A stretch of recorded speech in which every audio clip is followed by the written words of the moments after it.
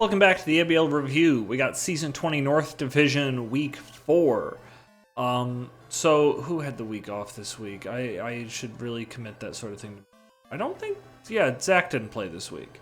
So New York Aqua Jets, week off, but still got a full slate of battles here in the North. And we're going to start with my battle. This is a weird one. I really did not like my matchup. But shockingly out the gate didn't see Walking Wake. I traded for Lantern, fan favorite Lantern, solely because I needed a Walking Wake check.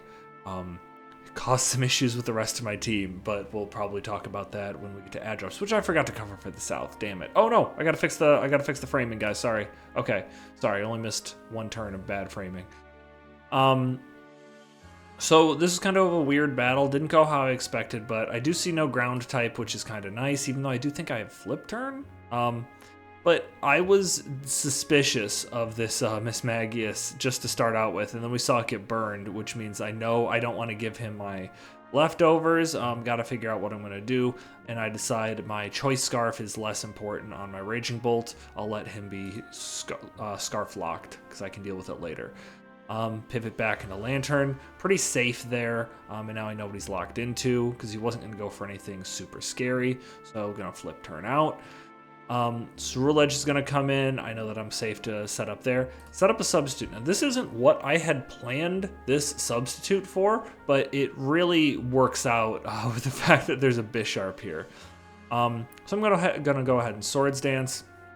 I kind of regret that decision in retrospect, but he's gonna go for the Terra here, just because he knows that he's not gonna be able to take a Bitter Blade very well.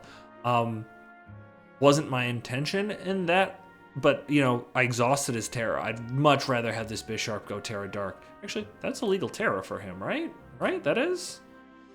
Well, I guess he might have changed it from last week, but okay, yeah, that is a legal Terra. Just I didn't think about it until now. But as I said in the South recap, you got the perfect switch in for Bisharp right here. And I'm gonna go ahead and get rid of that Miss Magius. That was kind of the obvious switch in. So made a hard prediction there, worked out for me. Really scared of this thing, but I should have calced that when I did, when it came up, but I neglected to. But Ceruledge Edge is going to come out. I'm going to go for the Bitter Blade to get a little bit of recovery, force out that Venusaur right back here. Do I try to set up rocks here? I really should try to set up rocks. Oh no, I go for a knockoff. That's always a nice thing though. But this is going to be our opportunity. Good solid prediction here. I really thought I was going to be able to get in there free on like a Giga Drain or something, but didn't work out. Ate a big Sludge Bomb. That sucks, but I was able to fire off a Weather Ball here. If it sucks that I got poisoned too, because if I hadn't gotten poisoned, I would have clicked Rain Dance there. As this Torkoal would have come in, set up the Sun, I would have clicked Rain Dance, gotten up the Rain, and then been able to click Weather Ball. But didn't have enough turns to make that happen, unfortunately. So I get the boost, the Photosynthesis boost. I'm going to go ahead and drop a Draco, KOs anything on the team. And I still have the Weather Ball to be able to pick this off, even though I'm weakened.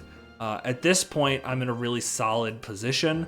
Goes into Charizard. I don't have Thunderclap this week. I probably could have stayed in there and clicked Thunderbolt, and I think I still would have KO'd this, because I doubt even Solar Power Scorching Sands would have, any Specs too, would have been able to KO me. I feel pretty good about that. But at this point, I was locked into Scorching Sands. I'm just gonna, I'm just gonna try to get rid of those Specs there, weaken him considerably. Ooh, actually, Specs Solar Power definitely would have KO'd me, looking at it now. But I wasn't even thinking that. At the time, I was thinking Earthquake. So I'm gonna get that there, and I can just kind of stay in and do as much damage as possible. I think looking back on it, that might have been... He must have some investment in bulk, because I think I put...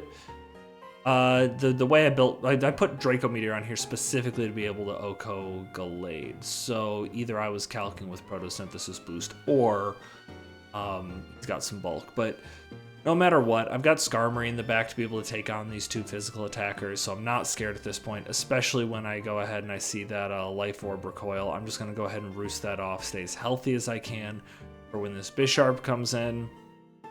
I could get cute and stuff here, but I just need to stay healthy. I'll let him go down to Life Orb. Oh, I need to do the jingle. Hang on. Sorry, I gotta. It's right here, guys. I know. I can't believe I almost let that moment go by. How many kills did Life Orb get this week? Just the one. I think that was the only one. I don't think I missed one in the south. But yeah, I'm just gonna be able to go for body press here. 2-shot him easy. Brick Break's gonna do negligible damage, so feeling pretty strong about that performance. Yeah, good game to Mike. I hope not to see him in playoffs because I don't like that matchup much at all. Moving on, we've got, this is Zane versus Jabron. Zane's team's super scary. Like Blood Moon plus Sneasler plus that Rillaboom, very scary, but also got a bunch of threats on Jabron's team. He loves that Florges. Ogerpon, big threat.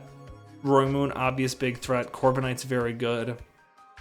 Bart Rotom fan, I'm guessing that's his check for Rillaboom, which we'll see later. But hop into it. We've got Persian going for the Icy Wind. I really like this opening move here. Slow down that Roaring Moon in case it tries to set up. Just chip away at it. Because if he does try to set up a Dragon Dance, then you negated that speed boost, so you're going to be able to handle it. It's not going to allow it to get out of hand. I really like that play there. But he's going to eat this, I think, Banded. Also, I think that's Technician, Icy Wind. But he's going to take this, I believe, Banded U-turn. Activates a weakness policy, which is also crazy. And then he goes into the Corviknight. Doesn't expect or doesn't care about the Thunderbolt. Not sure which one, but able to pick up the KO on a Alolan Persian here. Magmortar's going to come out. Goes for the Terra right away. Strong Terra, but not doing enough to that Florges. I think this is a very Spadef Florges to take on this this Magmortar as well as it does. And he's just going to keep it healthy, go out into his check, Rotom. Takes a lot of damage, unfortunately, but is also going to do a good chunk of damage to this Ursaluna Blood Moon. Just try to keep it low. Go ahead and eat that Blood Moon. That's fine. He's got checks for days in the back. He's got such good answers to this. Corviknight, great answer, and we even see his better answer in the back later with Gliscor, but we'll talk about that when it comes up. But now he's just kind of in the cycle. He's just going to keep going into Florges. Go ahead and synthesis off that damage from the Magmortar. Hard into Corviknight now because his primary check is gone, but that's fine. And see, we're rinsing, repeating, right? He synthesis that one off. Now he kind of sees that this guy's going to stay in. He can afford to take 2 after that second synthesis. He's going to go ahead and fire off a Moonblast, and he gets pretty lucky with a special attack drop, thus forcing him out, meaning he can go for another Moonblast, get another good chunk of damage. That's when Zane looks up in the chat like, hey, how come that's dropping so much? 30% chance, man. It's kind of crazy. A little bit of an overworked move. So, I called this, by the way. I just want to give myself credit here. I texted Brett in the Discord when we were watching, because we were watching this battle live. And just the fact that we didn't see any item and just the way this team was set up, I bet him that this was Kebia Berry, and he also had, I don't know what else he would have, maybe Calm Mind, not sure, but that he definitely had Psychic on it, which would allowed him to take a hit from Sneasler and KO with Psychic. So I called that, but cool set. I love the damage reduction berries. I think they're an integral part of competitive Pokemon. Big Moonblast goes off here, but perfectly calculated. Zane knew that this Shiftry would live that Moonblast easily, right? But he's also able to benefit of that and get off this Endeavor, which is great. Followed up with a knockoff. You don't see many Shiftrys KO Corviknights with a normal and a dark move, but he manages to pull it off there. He's able to keep this Florges low and KO with the Grassy Glide there. He's not in a bad spot. The Roaring Moon's going to come out. He's going to get as much chip damage as he can on this before he goes down to a U-turn. Ogerpon's going to come out. So this is, I don't remember what happens here. But I really feel like this may have been a missed opportunity here for Zane, because we see the acro come out. Doesn't do enough. I wish for his sake he would have SD'd here, because we see him SD later. Like, he's not, like, if he had SD'd here, I think he can safely 2-hit KO with acro, or at least close to it. He's still getting some recovery because of the terrain, and he's got the defense boost. I think he should have stayed in here. I think he should have SD'd on turn 24, right? And then you go for the acrobatics. It would have done around 50%. He would have been able to live this high horsepower, and then you maybe get into a little bit of a 50-50 issue with whether or not the Gliscor is going to go for protect or go for sword or go for high horsepower again. I think switching out there may have lost him this battle, because at this point, you're not going to be able to do anything with that Gliscor. Gliscor, you know, is running protect, especially as it doesn't have roost anymore, so it can easily 1v1 this Ursaluna, because you're going to see it go for a protect here because it's out of range of that high horsepower. It's going to burn that Blood Moon. Zane does the right thing by also having Hyper Voice on it, so that way he doesn't have to worry about that here. Does a good chunk of damage to the Ogerpon. But at this point, the Ogerpon's just going to be able to Ivy Cudgel through what's left. Like, he even throws away the Ursaluna here, just because he knows he can't really do anything. Gliscor is going to come out. Now he Swords Dances, and we're going to see how much this... Oh, no, that second Swords Dance there, I think, was fine, because maybe you're playing off a potential Protect, maybe you're playing off a high horsepower miss, but you know that, like, clicking acro there is not going to win you the game, right? So it ends up going down here, but I think he lost his opportunity to KO that Gliscor when he switched out the first time. Because, you know, if he Swords Dances on that switch, gets the attack off, lives the high horsepower, now you're in a 50-50. But I don't think he had winning plays from when he switched out.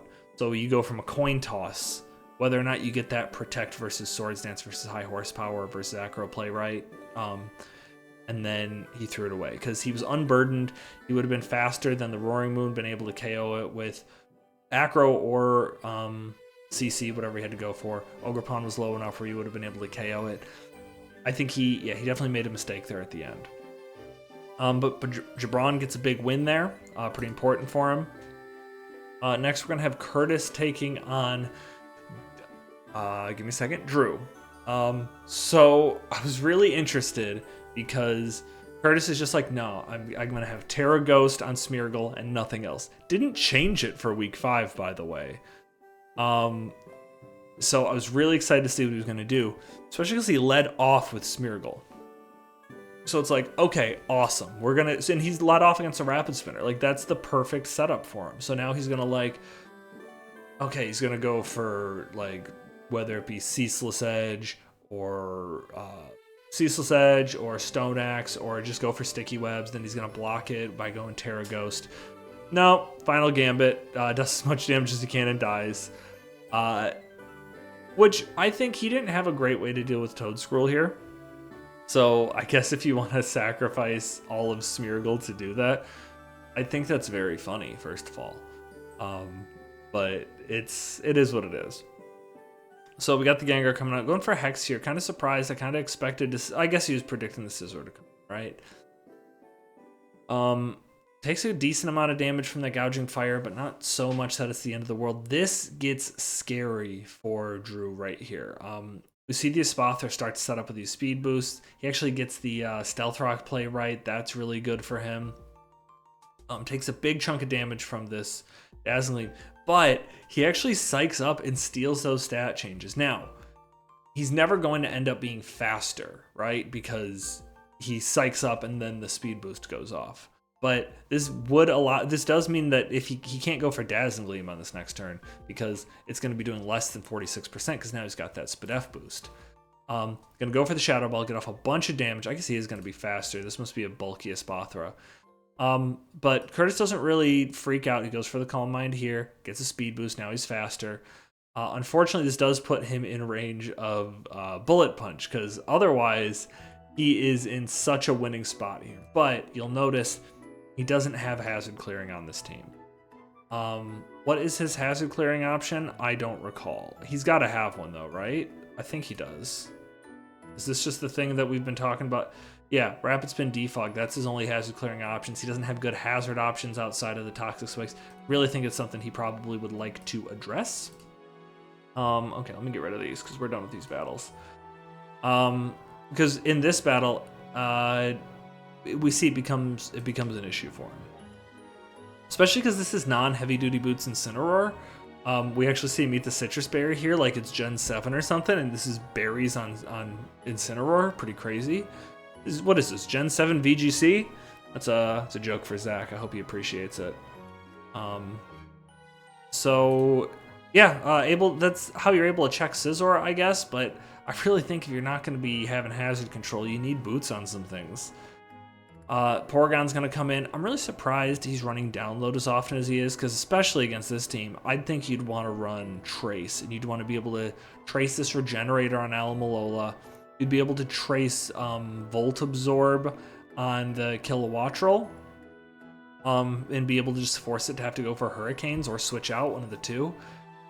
Because right now he's kind of lost all semblance of hope, honestly. Like, he doesn't have a ground type to be able to take these electric attacks from the Kilowattrel. Everything else is in range of Kilowattrel at this point, pretty much.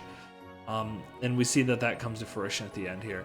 The Gengar goes down, even more so of a problem for the rest of the team. Yeah, we see the close combat come out, but Kilowattrel comes in, just going to go for the Hard Terra Electric. See, if this is Volt Absorb, you're in a much better position, forcing him to go for Hurricanes, potentially missing Recover. But even after the speed boost, Spathra, is it going to be faster? I guess it is. Yeah, but not enough damage, right? And then this doesn't appear to be Scarf Bear, so he's going to go down to another Thunderbolt. I think Curtis needs to make some changes to his team, whether that be hazard control or hazard setup, because he can keep people from spinning. Like, his only hazard is Smeargle, and if he's gonna Final Gambit it away at the very beginning, that's a problem. People are gonna be able to plan for that. You gotta watch out for it. But big win for Drew, very important for him going forward in the season. But it's time for our marquee match of the week. Marquee match of the week. Now we have a theme. So it's the love affair. Back to a classic matchup of Logan and the Alabama Crimson Hive taking on Brett and the Seattle Marinis. So, yeah, not much to say here. This is like a pretty standard team that Logan's been bringing. He's missing something that I had in my head as his big three. What was his other? He's got his other one that's with these guys. Oh no, Ogerpon. Ogerpon, I think, would have done pretty well, and there's no fire resist on this team outside of the Lycanroc. So I think that would have done well, but let's hop into it. We got Thundy versus Klefki lead. Discharge comes out. Tough para on the Regice, especially considering that he goes ground immediately here, and doesn't get the KO on the Ice Beam. I don't know what kind of roll that was, but that's a tough one, right? Gets a freeze here on Slowking, which is also big, because if you look at Logan's team, the only way he's killing Slowking is with Morpeko. Everything else really struggles to get it done. But he's going to go for the Terra Blast there.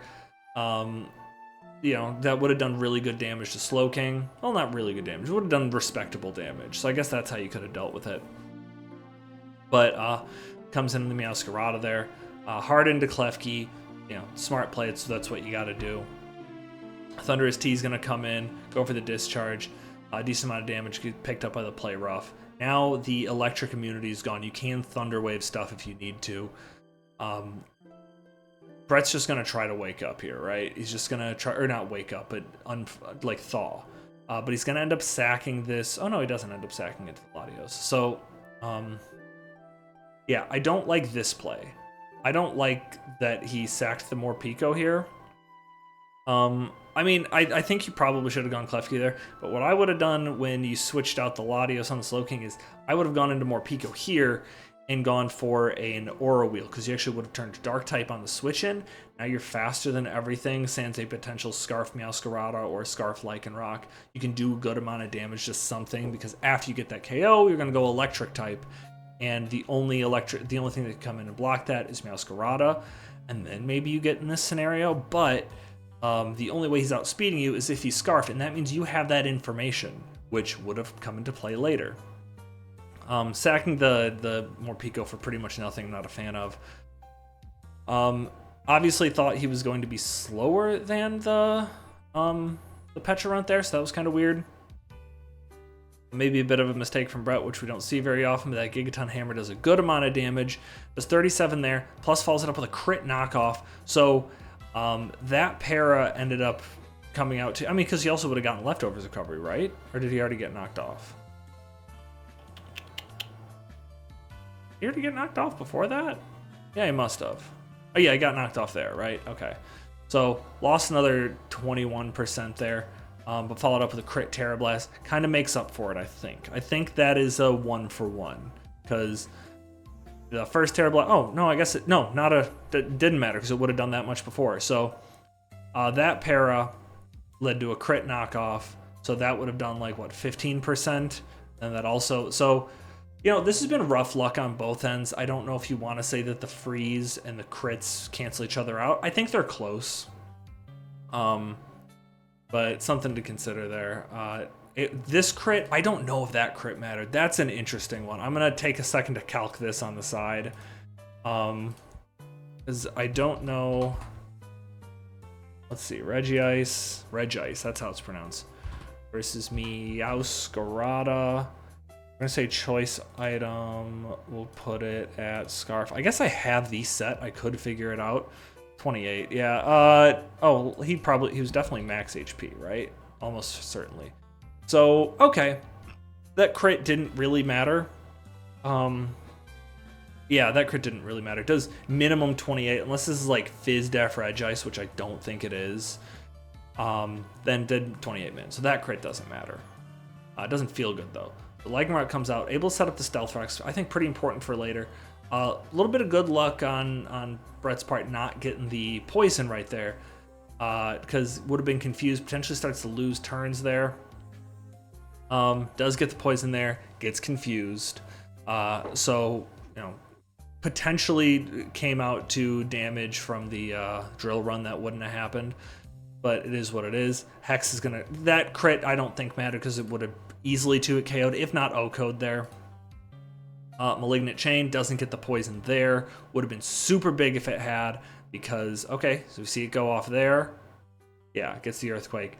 Yeah, this is in general a pretty hacksy game, right? But he's got the Foul Play to be able to KO that. I remember I was sitting with Logan when he was doing this. He was very scared of an Aqua Jet.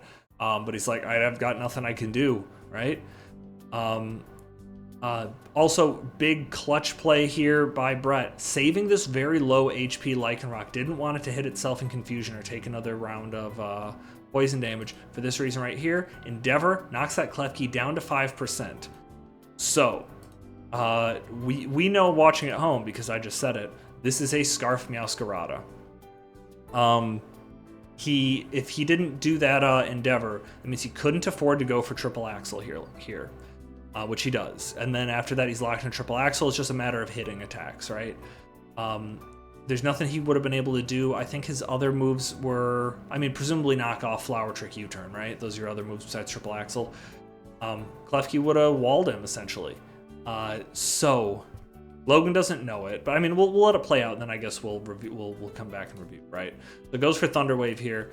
Dark types can't be. This is something I'm torn on, because it says since Gen 7, Dark type is immune to Prankster move.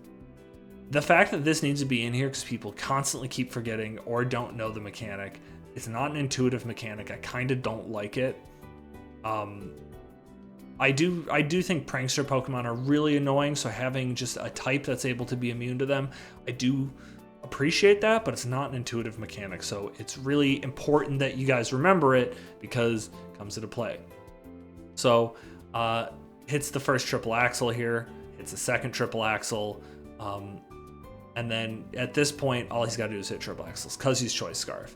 So, let's see, that's 5 triple axles he had to hit so far, and then he's got to hit 2 here. He had hit 7 triple axles, all at 90%. So got a little bit lucky that he was able to close it out here down the stretch, because that's important that he was able to get all of those off in a row.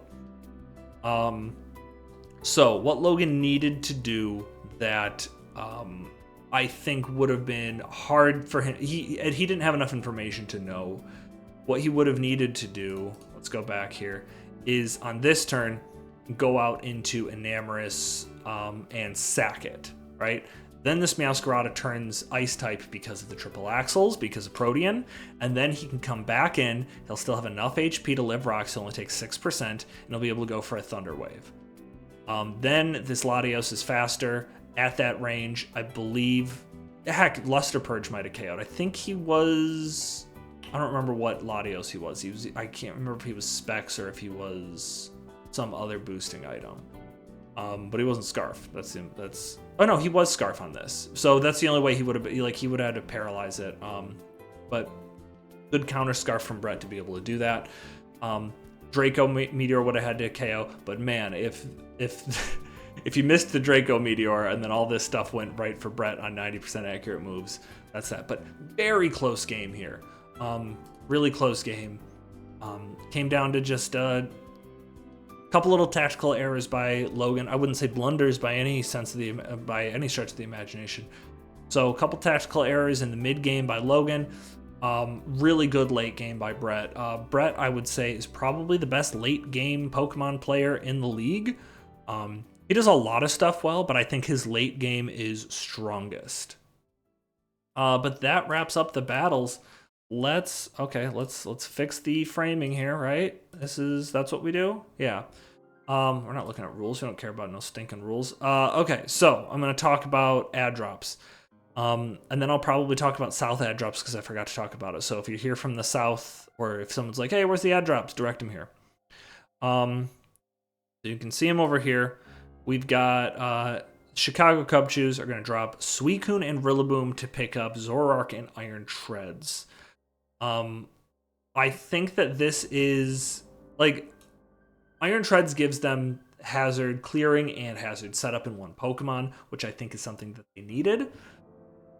Because I don't really think you can rely on just hazard prevention from Hatterene or Defog from Shiftry. It's hard to fit it on there, right? So Iron Treads is going to be much more reliable with that. Hisuian Zoroark is just like a big powerhouse, right? Like, big special powerhouse. And then also having another normal type to complement Ursaluna Blood Moon. We've seen that work pretty well for the Detroit Dragapults. I think this is a good move for him. I like it a lot.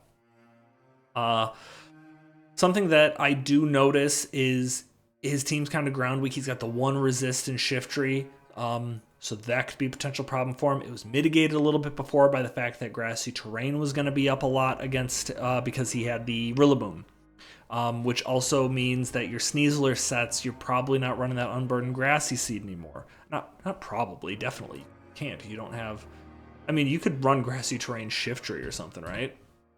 But, so I think that is something to consider there.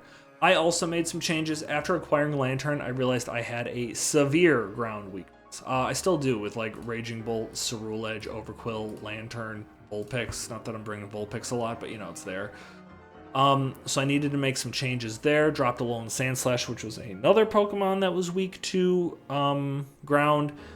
And I picked up Ursaring because, man, like, almost everything in the 7 tier is either also weak to ground or just was something I didn't needed. So I went with a bulky thing in Ursaring, which freed up a point. So I figured, hey, I might as well upgrade Bellossom to Lilligant, right? I think that's just roughly, like, it's a little less bulky, but, you know, a little bit more usable, right? A little more user-friendly. I think we had some other changes. Yeah, Washington made some changes. I gotta fix that. There we go. So Washington dropped Miss Magius and picked up, wait, right here? Didn't I check? Yeah. Dropped Miss Maggie's, picked up Galarian and Weezing to make into clear cap space for that. They dropped Glaceon and picked up Kricketune. So you get a Sticky Webber, which is great. You get another Defogger. You get like a defensive Pokemon from Weezing, I think, and also you get a Toxic Spiker, so that way you don't have to have Venusaur do it if you want to go that route. I think this is overall pretty good change for them. We'll see how it ends up playing out. Have I been keeping track of ad drops, like transactions appropriately? Yeah, it looks like I have been so far. And then Alabama Crimson Hive dropped Snorlax and picked up Low-Kicks. Low-Kick's a very good Pokemon. Snorlax obviously not doing a lot for him. Interestingly though, has stellar gumshoes. I'd love to see that fucking come through, right? And then I guess I'll hop over to the South dock. Let's do that. Reframe this over here. That look good? Supposed to look. Say that looks good, right? Head over to the South dock, draft board. This is definitely not right. Yeah, we're gonna free ball it, right? Free ball. That's not the right term. Really, only one change here though. So Minnesota Typhlosion dropping Raging Bolt and picking up Mandibuzz. So long gone are the days of Mono Dragon in Minnesota. We've gone to I would say normal team, but it's still dual weather. But Mandibuzz just provides a little bit more reliable Fizz Def. A lot of flying types though. Mandy, Tropius, and Pelipper. Gives him another Defogger, gives him a toxic Pokemon.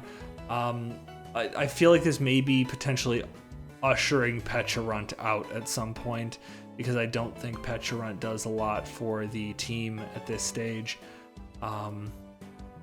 But we'll see what happens. And then also Detroit changed their Terra Captains and San Francisco changed their Terra Captains. But I'm not going to dive into the detail.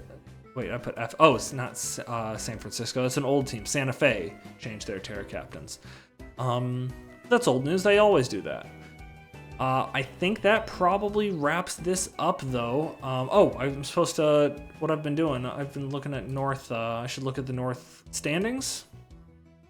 Jeez, what did I do to fuck this up so bad, right? I think we'll have it look like that.